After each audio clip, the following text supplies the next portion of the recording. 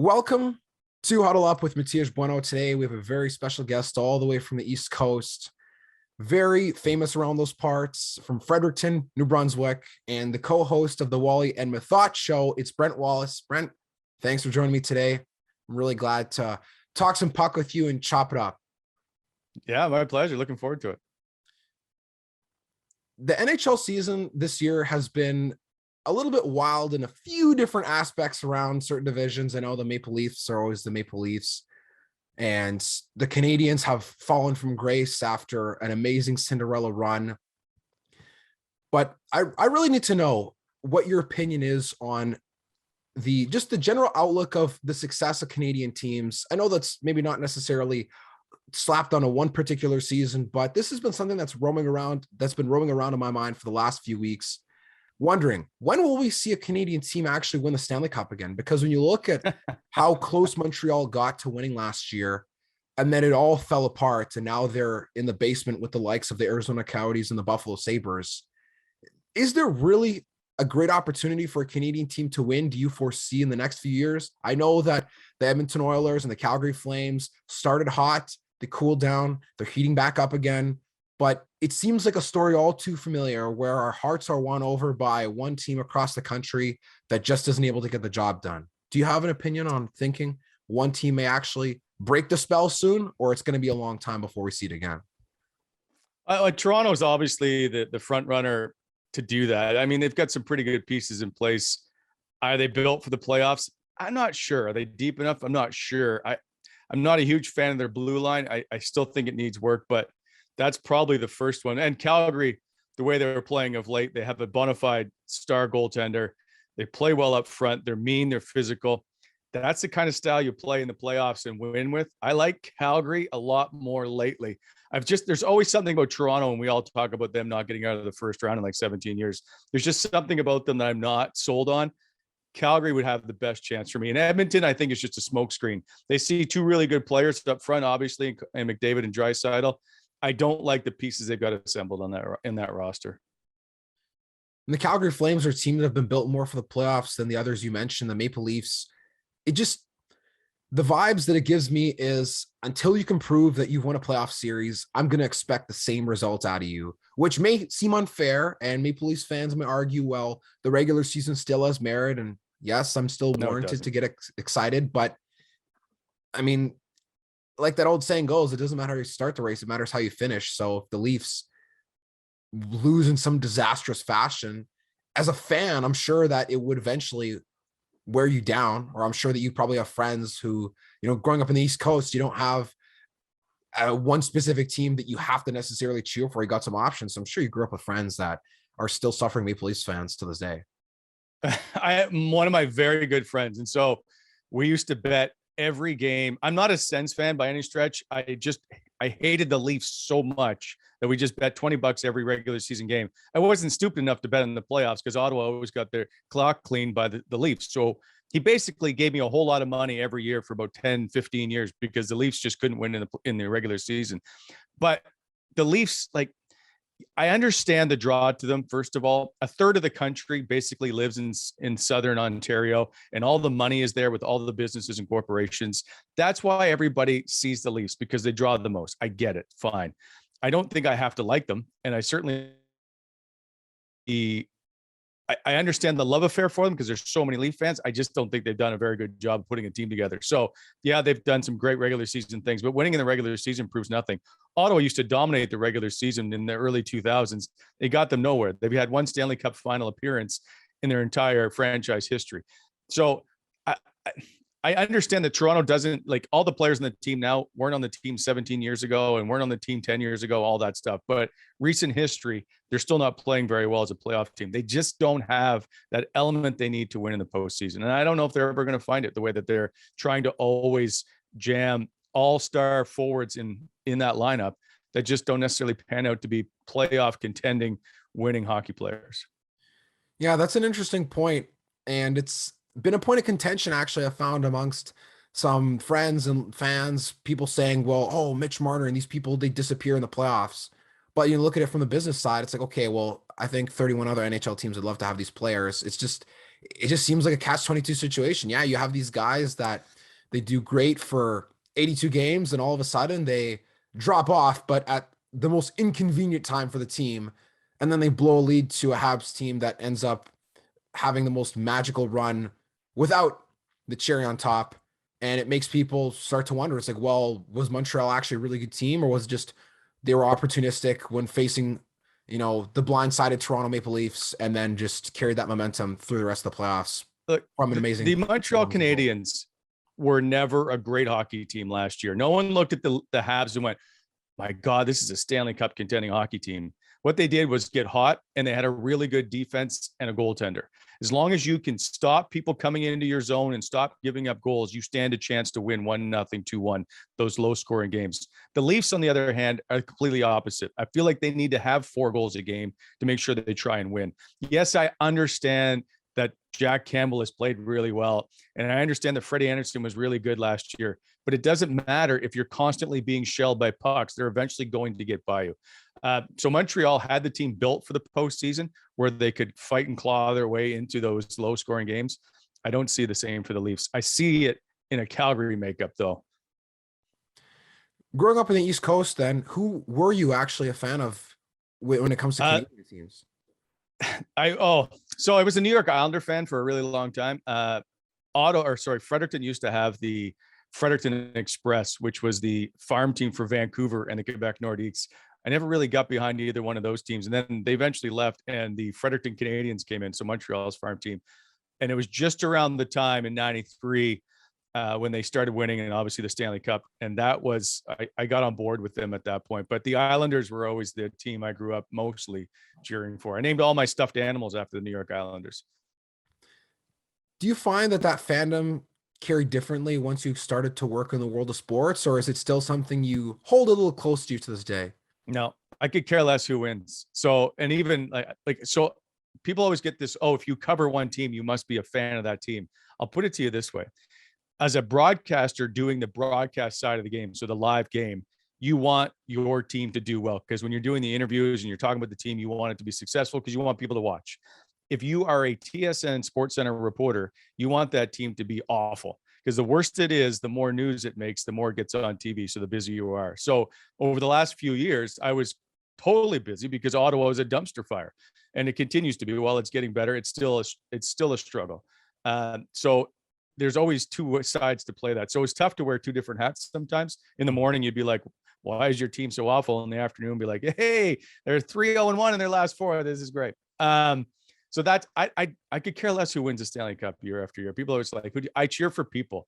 Like, there are good friends of mine that used to play for the Toronto Maple Leafs. There's lots of other guys on other teams. So you'll see them in our podcast. We get to have these guys back on our show because of the relationships we built over the years. I will cheer for Jason Spezza to win the Stanley Cup in Toronto any day of the week because of who he is. And Chris Kelly's on the bench in Boston, and I will cheer for him. Like, it doesn't matter who they play for. I'll just cheer for particular people to win.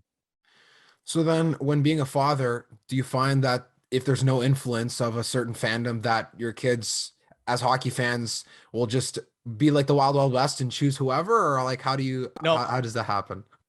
No. So my daughter, who's my oldest, became a Pittsburgh Penguin fan because I spent so much time in Pittsburgh covering Sidney Crosby and all the playoff runs that when she was growing up, she just always saw me in Pittsburgh. So I used to have to bring back and find penguins somewhere in the city, some stuffed animal. My son is a Sens fan, and he's met a few players, and I'm all in for him being a Sens fan and whatever I need to do. And he's got all kinds of memorabilia and jerseys, whatever. So he cheers for Ottawa, but I don't shy him away from cheering. I think you should cheer for your hometown team. And so he's met a few guys, and he's all in with Team Ottawa Senators.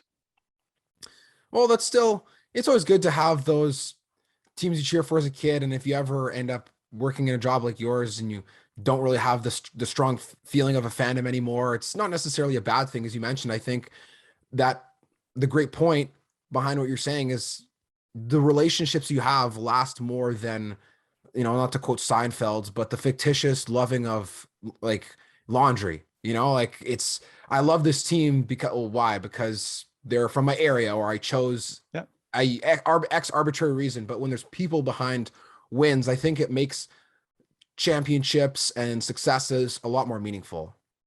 Yeah, like Ray Emery is a perfect example. He won in Chicago, and I covered Ray throughout his career in Ottawa. And so I'm on the ice when he's got the Stanley Cup and celebrating with the Blackhawks. And that was a pretty cool moment. So there's been a few of those moments where you're like, I'm like super proud of these guys to be able to win, because you know the struggle they've gone through to get where they are. With the recent venture that you've started with the Wally and Mathot show, you guys have had quite a successful run so far, having an amazing, amazing lineup of guests, as well as being able to have lots of creative freedom in what you guys do. What could you say simply about how it's felt to be able to do whatever you like with the show that you guys have created? It's probably more stressful because now you have a blank canvas and you're not told what to do and cover. Not saying that TSN told me what I had to cover, but you knew you're going to the Ottawa Senators today to do this or do that. We can do whatever we want. That part's kind of fun. It's also daunting. You want to still serve the viewers or the listeners the best way you can. And so that's with the best content. So I'm busier now than I ever was trying to make sure we find the guests. You know, it's tough to always book guests, as you know. Sometimes stuff happens and they cancel it right away and you're trying to find someone else to fill that, or if it's on a holiday, all that stuff. Like last weekend, I think I spoke to 20 different people trying to line them up as guests for a particular show. That stuff gets to be tough. But when it comes to content, like Meth and I really get along really well, and we have opposing views on a lot of different things. And so when you get that, you get a pretty good mix. And it's been pretty good for us to be able to just talk about hockey, but have opposing views. And he's been really good. Like he's really articulate. He knows the game really well. He understands it, and he can articulate it to every person, to the common person. That's what makes that. I think that's what makes the show pretty good anyway. It's kind of funny how you said, oh, well, now that we actually have the creative freedom to do what we want, it's even more stressful because we have to go and reach out to people and do all these different things and are the chef, cook, and bottle washer of our entire operation, which people may not always necessarily see from the outside. They may think, oh, well, this is great and you can do what you want and it's chill, but it's like having no boss. Like, yeah, you have no boss, but that means that you are your own boss. You actually have to make sure that you kick your own ass into gear and are disciplined to take care of what you need to take care of. Then no one's gonna make it cookie cutter for you. Well, and that's like we're lucky. Craig is our producer who's done a lot of work with the Ottawa Senators. He's kind of our secret weapon. We've got a few other guys in the background that help as well, but we've basically set up a small business. I didn't know I had to deal with the IRS in the US, which is a little daunting when it comes to setting up YouTube and whatnot. All this stuff I had no idea about, getting a t-shirt deal or finding sponsors and all. Like it's a constant work day, if you will. I work all the time. It's like being an entrepreneur, and it's exactly what it is. Yeah. So if you don't do it, nobody's going to do it for you. So either you get out of bed and get to work, or nothing's going to happen. So that's what we're trying to do. And we've been lucky. We've been very supported by the community here. We did a golf tournament. It sold out. I had no idea what I was doing. We were able to raise money for charity. And so we've done a few of those things where they've really gotten behind us. And so the community here has been huge. When you reflect now on what the venture is that you guys are a part of and its potential as the years go on, it must be so crazy to like not even really be able to fathom before, well, this was possible, and to have endless possibilities to do different things with, like a small business, or have a charity golf tournament, or get a sponsorship or t-shirt deals, whatever. Like it might seem more stressful and busy, but I'm sure that it feels a lot more rewarding in the long term when it comes to a lot more possibility with what you can do. It's sometimes the one issue is, and I have a struggle with this, is like minor setbacks. So whether it's just business sponsorship deals that don't transpire, or you have interviews line up that don't happen, or you get told no enough times, I'm not used to that. So that becomes a huge stumbling block for me of trying to get over people rejecting you in a way. So you have to learn from that. I will say, like, the learning curve on this has been really steep. But it's like, yeah, it's been fun. Like we have t-shirts with our names on it because the Gong Show is $100 million company that sold over $100 million in merchandise. wanted us to come on board and make t-shirts for us. And that feels really neat. We got a logo, we got all kinds of fun stuff, but it's still daunting that if you don't continue to build it, it's not going to get built. And that's the same for every small business. Trying to do it in a pandemic is another challenge for sure. It's, everybody's trying to save their pennies a little bit, but we're working through it. Like it's kind of neat to see all the stuff that you can do and what's possible. You just got to keep building towards it. Did you ever envision yourself being cut out for this kind of work when you started your career? Oh, I didn't think I was a very good reporter when I started. So, no, I didn't envision any of this. I did say, so here's the story. When I was at broadcasting school in Halifax in 1993, Alex J. Walling was the school's owner, and he was also the TSN reporter for the Maritimes. And he got me a volunteer job doing the Atlantic Bowl TSN broadcast. I was in the booth. I was helping the great Leif Pettersson. I was a spotter for him. And John Wells was the play-by-play guy. And John Wells was always super nice to me throughout my career. Anyway, I got them to sign the back of my pass that year. And it was Wellesley who signed it. And I said, I'll be at TSN in 5 years. I don't know what I'm doing. So he said, all the best. See you at TSN in 5 years, John Wells. I got hired in 1998, which was 5 years later. So did I envision it? I guess I was probably just more cocky than anything, but I was lucky enough to eventually find my way to TSN. Did you buy a lottery ticket that same day? No, I had to dig it up. I still have the pass somewhere. I should probably get it framed because the ink is starting to fade. But it was always, I guess, the cool moment where you're the youngest reporter to be hired by TSN in the history at the time. And so you're 24. I remember talking to my boss. I'm like, I don't know what I'm doing here. Like, I don't know why you hired me. And there was a few of those moments. He's like, just settle down. You'll be fine. And it worked out for the most part.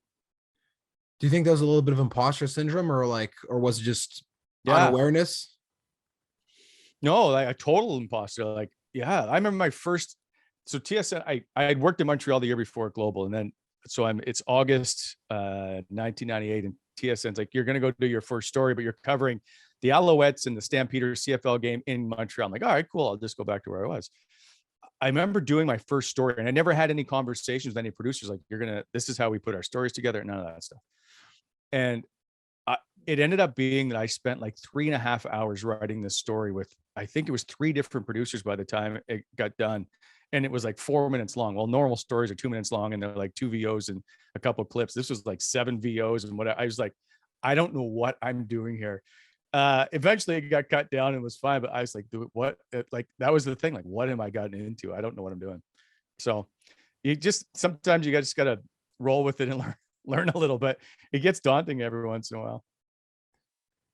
Being in that position, imposter syndrome is something that I find is really, really difficult to deal with at times because you want to believe in yourself and be confident and know, hey, I can do this. But then there can be overwhelming thoughts of, oh, well, why me? Or people don't really know what's going on behind the scenes. How did you eventually conquer it over the first few years of your career? Or do you feel like you ever fully conquered it? I just didn't pay any more attention. Like, eventually you're covering the Olympics and you're covering, steroid hearings on Capitol Hill and you're doing all the big stories.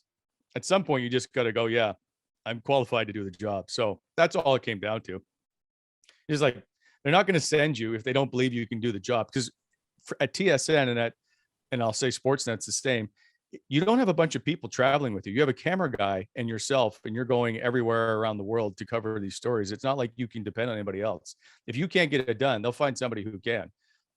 And that's all they like. Hey, Brent, you're going to New York today. You cover the lockout, or you're doing this. Like, there were times I can remember cleaning my garage one day, and they called, and it was like at 11. They're like, "Can you come in today to host Sports Center? We've had a guy call in sick." So, an hour later, I'm at the airport getting ready to go host Sports Center. If they don't believe you can do that stuff, they're not bringing you in. What were some of your favorite memories of different places and events that you went to cover? Oh, wow. It's a good question. So I did the 2010 Olympics. I covered men's hockey for that. So that was pretty cool, except the day before the gold medal game, they sent me back to Toronto because I had to host Sports Center. So I never got to actually cover the gold medal game. I'm not bitter about that. 2012 Summer Olympics was phenomenal. That's probably the best experience. And then it's always the places you go. It's never really the events that per se. Like I did all over Europe. I did Russia.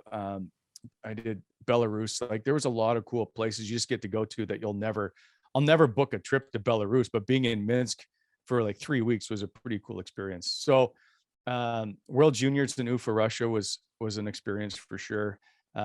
As I said, the steroid hearings on Capitol Hill, when you've got Roger Clemens and Brian McNamee, and then they had another hearing with Kirk Schilling and Sammy Sosa and Mark McGuire. That was just a surreal moment where it's just different. And so that stuff is kind of fun. I remember the horse, not Big Brown. Was it Big Brown, who was about to race for the Triple Crown, and he was at Belmont, and they sent me in. So when you cover events that you don't really cover, it's fun because it's different. So I'm not worried about the power play or how the penalty kill is going to work today. I'm covering a horse, and he's sponsored by Hooters. So there's these 2 Hooters girls walking him around, and there's all these photographers, and it's like he knew it because he would always just turn his head and kind of smile at the camera in a way. I've always remembered that. So there's always been those kind of moments. There's been some others where they'll just be experiences because of how the travel day unfolded or whatever, but there's been some neat stuff along the way for sure. If there was one destination that you could have went to that you never had the opportunity to cover as a reporter, where would you have gone? That's a good one. So I was asked, I think it was 04, the 04 British Open I was supposed to go cover, but at the time I think Bell had just bought TSN, and they canceled all the travel for that year, so we didn't get to go. So I never got to cover the British Open. That would have been a fun one for sure. There's been a few places in Europe I'd just like to get to. Like I always wanted to cover Moscow or Leningrad. Some of those places that are just different that you just never get to go to. So every year the World Championships came up, I always wanted to go because it was always in a cool spot that maybe you're not going to travel to. Well, do you think that you ever might make it out someday with whatever venture may be exist for you at the time, or maybe Wally and Mathot do Europe and you guys go all the way to Leningrad? Well, we'll lose Meth somewhere along the way.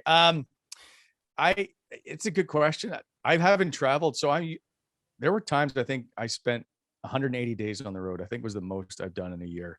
And I looked the other day just on hotels at like at Starwood, I'd spent over 7 years in hotels. So the number's even higher than that. But I haven't traveled since March 2020. I would love to get out somewhere and go do something, but we'll see how this venture grows. And as you know, that the media changes and everything changes quickly in a heartbeat. So who knows if we're still doing this show in a year? I think I'd like to, but everything changes quickly. When it comes to having a family and being a father, what are some of the best things and the toughest things about the job that you did? So that one's easy because you just miss a lot. I just missed a ton of stuff. I missed my daughter's first steps, and my wife tried to hide it and say, no, these are the first steps. And later she's like, no, they were 3 days ago. My kids thought my name was Brent Wallace, TSN Ottawa, because that's all they saw on TV. They would try to kiss the TV. So we had to buy, and I'm older than you, so we had to buy a PVR, I think at the time. So my wife could pause the TV so they could both give me a kiss. If one got to and the other one didn't, they would be held to pay. So those moments I miss. But it was cool to I could take them places and they could meet people that they normally wouldn't get to meet, or they would get special perks of just being around me or whatever. Trust me, not that great, but they were just different. And that was always some of the fun stuff we get to do. Like I had Ryan DeZingle come out to my kids' hockey practice one time, and it's always been something they've talked about for a long time. That was pretty cool to have an NHL player at your kids' hockey practice. Would you say that ranks in amongst the top moments of your being a dad you can reflect on, or are there more ones that top that? It's a good question. I haven't thought of that one. That's an out of the box question for me. That would be one for sure. There's a lot along the way. The best moments are always the quiet moments when you're like, my kid and I drive to hockey, and he's got hockey 3 times a week, and it's always about a half hour to an hour away.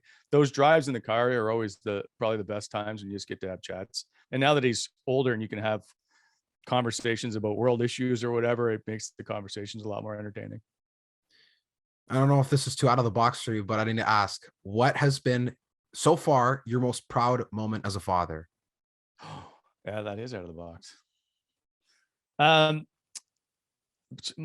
my kids are really well behaved and they're really good. They're smart and they all that stuff they get from my wife. And I take little credit because I wasn't around very much. So that's a tough one for me. But I know uh one of the teachers one day saw my son open my mother-in-law had shown up at the school and my kid went out and made sure he opened the door for her and made sure he walked her in and whatever. Like those little moments where you see that they're actually going to be good people, those are probably the proud moments.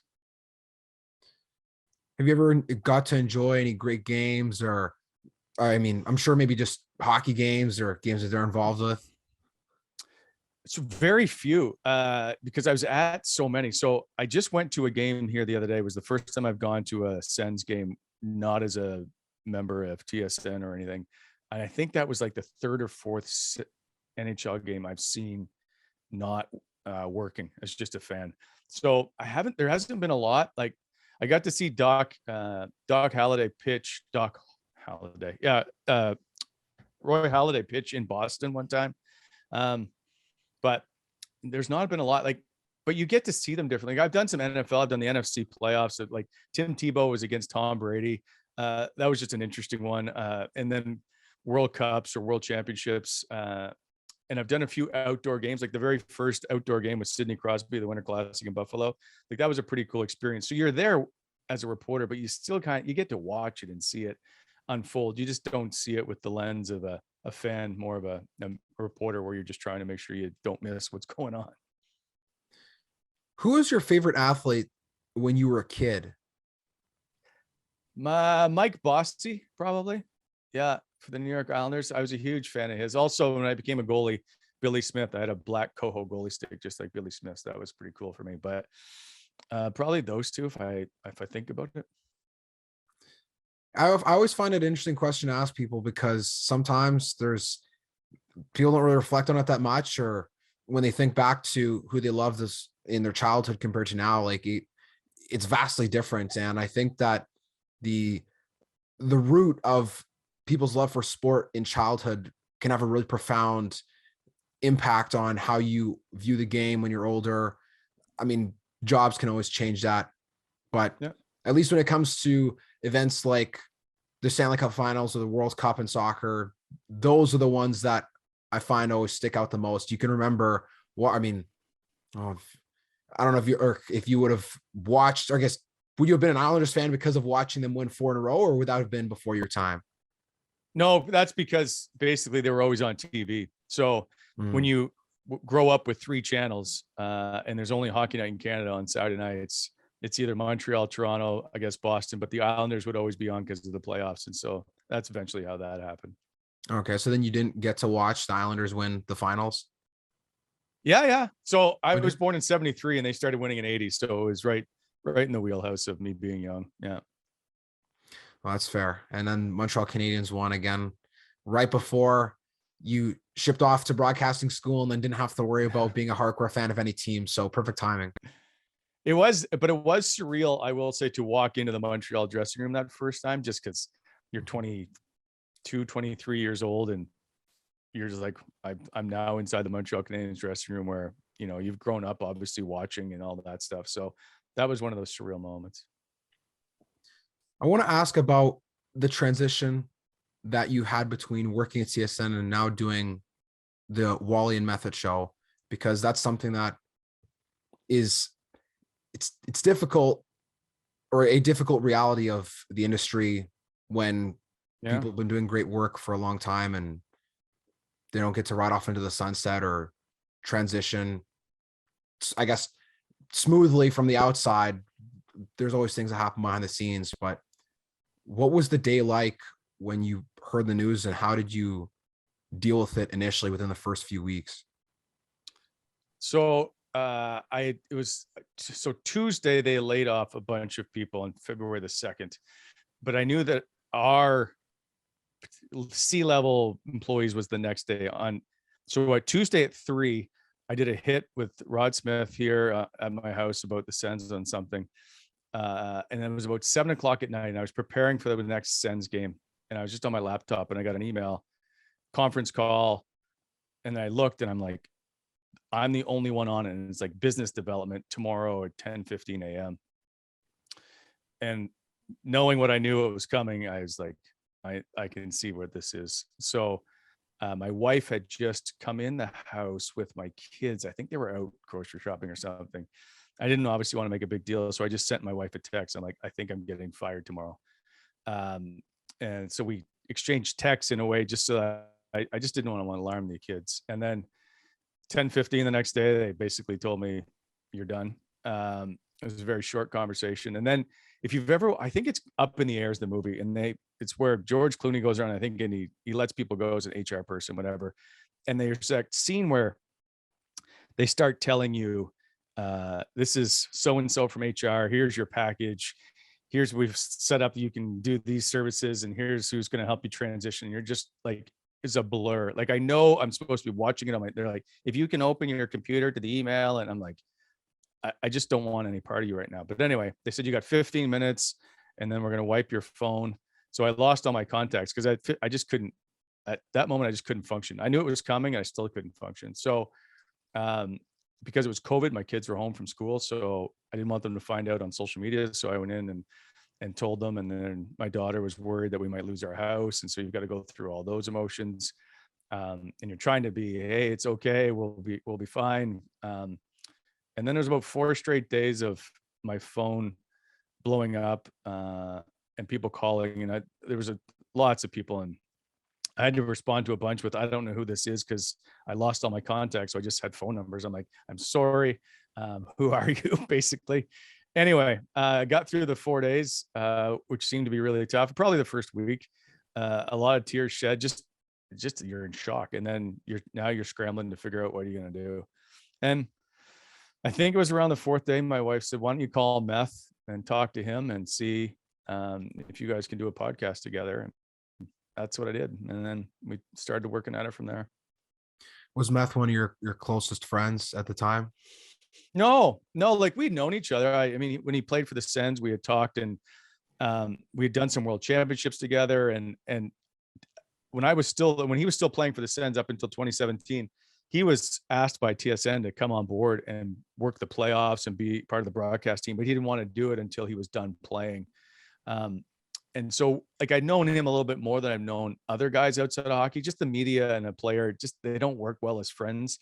And so my daughter, ironically, had a Mathot jersey. That was the player she cheered for the most when he played for the Sens. And so I just called him and he said, Wally, I've been waiting for your call. Like, let's do this. So he was looking for something to do. And so was I. And so was Craig for that matter. And that's how that all transpired. Oh, and as fate would have it, you guys were able to come together and the news team did in fact assemble. And you guys now have the show that stands to this very day with lots of great content. And I was going to ask, when it comes to those decisions that they make, and I saw a lot of backlash, at least from people who are my age or who are like entering the industry, and they were like, well, like the whole Bell Let's Talk day, but then on the flip side, like, you know, you're toast, give me your phone, see you, bye, like boot out the door. A lot of conflicting emotions that I saw from people who haven't even gotten to, like, they haven't even started. And it was really just interesting to observe and difficult in a lot of ways. But when they have meetings with people about those kinds of decisions, like, do they ever really give like a genuinely true explanation as to their decision, or it's just like you have to speculate, or you don't have to, just this is it and see you later? So I spent 23 years at TSN, and my phone call with my boss amounted to about 40 seconds. And he read a couple of lines, and I said, can you tell me why? And he said, it's a business decision, and here's the HR person, take care. So 15 minutes later, there's no trace of me whatsoever on the website anywhere. Like, it's like I never existed. So that was tough for me, because I did everything. Like, I dropped stuff on a heartbeat to go cover all these events and volunteered when other people didn't want to go. I'm like, yeah, I'll go do it. I like my first Christmas tree topper. So when 98, when I got hired, was a TSN mic flash. Like I was all in. So, and I always joke, like if I ever got fired, I would have to get a whole new wardrobe. And basically I did, because everything I owned had a TSN monogram on it somewhere. So that was tough. Like for Dan O'Toole and I and Natasha, we had all had conversations afterwards, and Dan and I still talk. And it was, I don't know, like 2 or 3 days later, somewhere in there, like Bell announced they had record profits. Like that stuff stings when you're told it's a business decision and that the company's posting, you know, a $800 million fourth quarter or whatever it was. So there's a little bit of obviously bitter resentment, but they made a choice. Like I guess that's their right, and you move on. And and I will say one thing, and that is I'm very fortunate to be able to do what I did for 23 years. Like what a ride it was. It was phenomenal. I got like the amount of stuff that I got to cover and see and do because of being there was second to none. So for that, I'm very thankful. I'm just a little bitter that they ended my job and then they hired somebody else to replace me. Would you say that you have any regrets from your time there?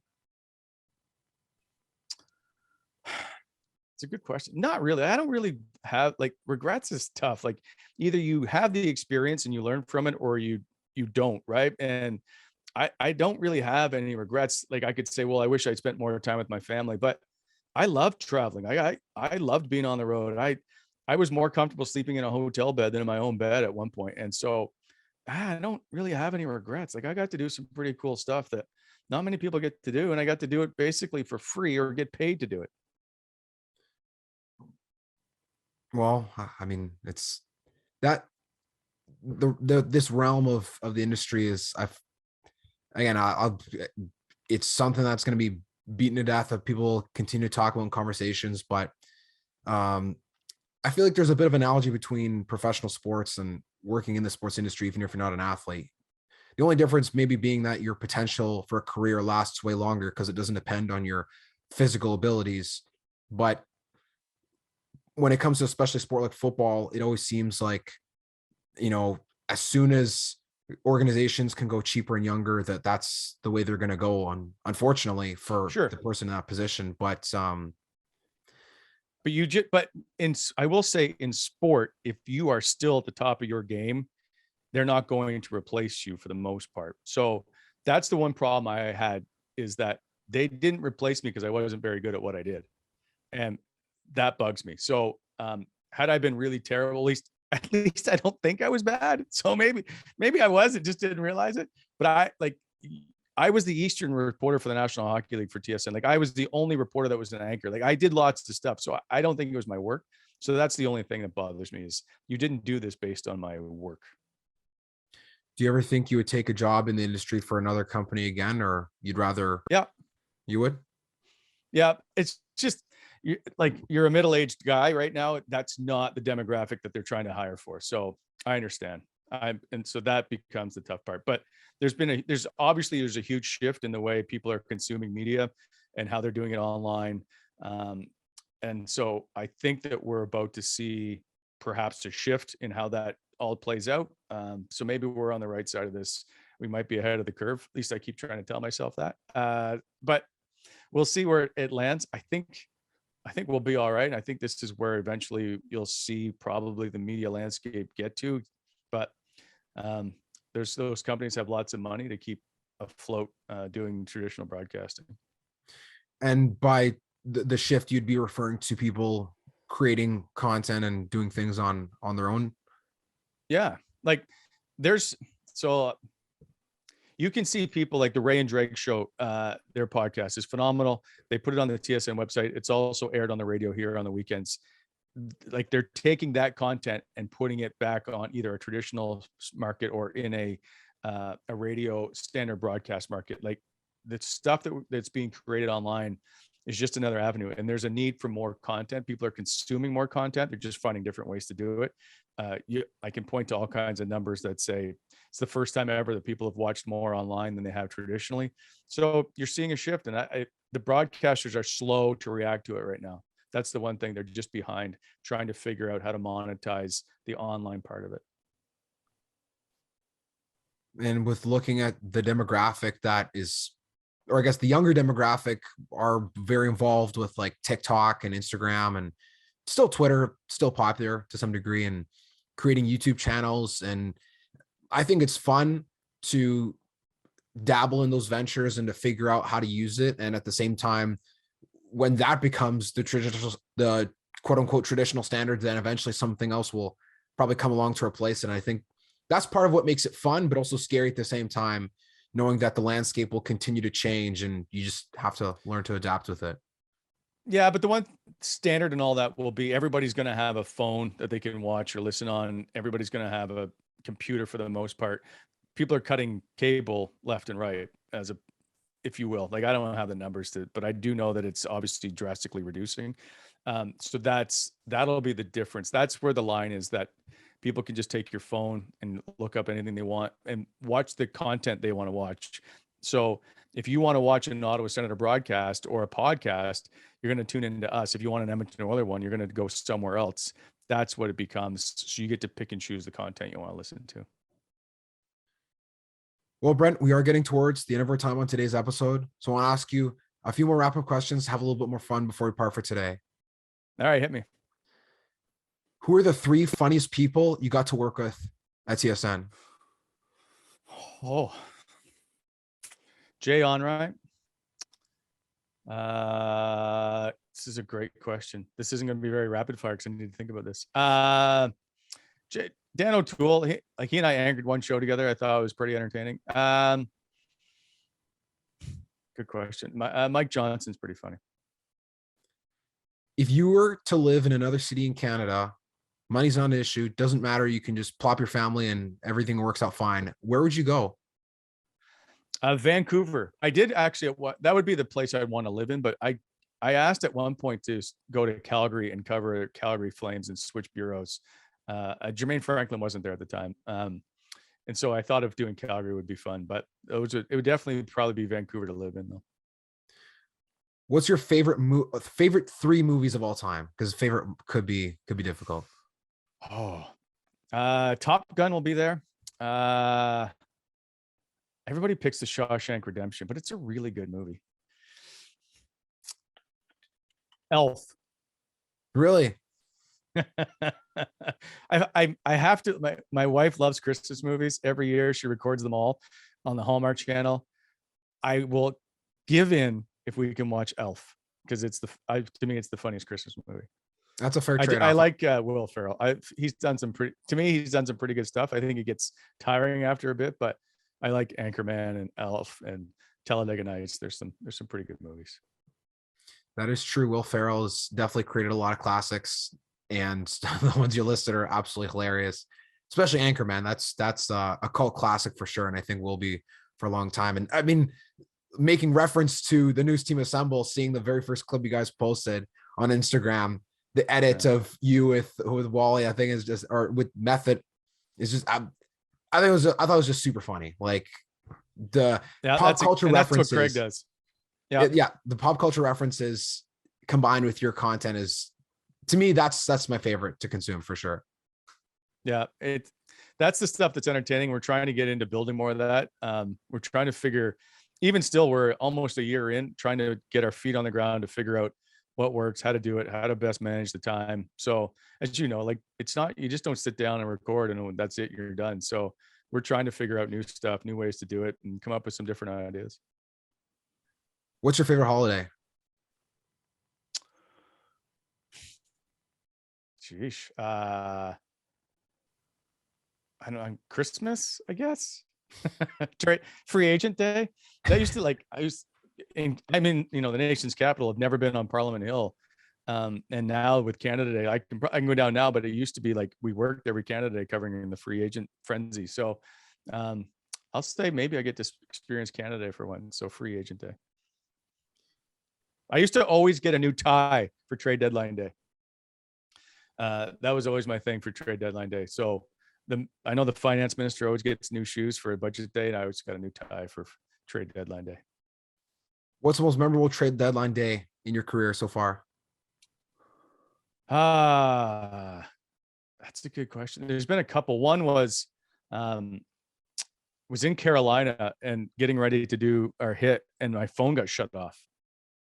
And I'm panicking because now I can't talk to anybody. Bell had shut my phone off because TSN hadn't paid the bill and there was too much roaming charges at the time. And so we're trying to argue with our own company to turn my phone back on. So that was one. There's they blend together sometimes, like bringing in Tom Barrasso. I think a trade deadline day was an interesting one. That's a good question. There's a few along the way and I won't be able to remember them all, but traveling to different places. I'm being in Boston. We had to stay at the hotel because you always stay wherever the team is. So if the Sens are traveling, you just stay at that team hotel, and usually all day you just wait in a room. I opened a closet. We were in a boardroom type, and there was this gigantic stuffed bear. And I just remember bringing it out and basically laying on it because it was like a pillow. But there was just weird stuff along the way that you get to enjoy every once in a while. That was the only time I got to meet Jermaine Franklin when he was in Calgary. The Sens were there for trade deadline day. And we were in the same hotel. And I was like, hey, nice to finally meet you. And my final question for you is, if you were to interview any single person that has nothing to do with sports on the Wally and Method podcast, who would it be? That's a great question. Oh, I'd like to do a world leader. Like Bill Clinton would be interesting to me. Barack Obama. There's a couple, like something like that where it's just different and out of the norm. I would probably take a world leader. I was in the 2012 Olympics in London. We bumped into literally walking across the street. Dave Cameron, who was the Prime Minister of Great Britain at the time. So we did an interview with him. But that would be kind of neat to talk to, probably Bill Clinton or Barack Obama. And with that, Brent, I want to thank you for having been on today's episode. It was a great joy to talk with you about your time covering hockey, the new venture that you guys got going on with the Great Pod, as well as reflecting on some of the times that weren't as fun, but how things have transpired and the lessons that you've taken with you from the first part of your career into the next part of your career. Yeah. Yeah. And it's good to do something different every once in a while. So I appreciate it. Thanks, buddy. And thank you to the listener for enjoying today's episode with the co-host of the Wally and Method podcast, Brent Wallace.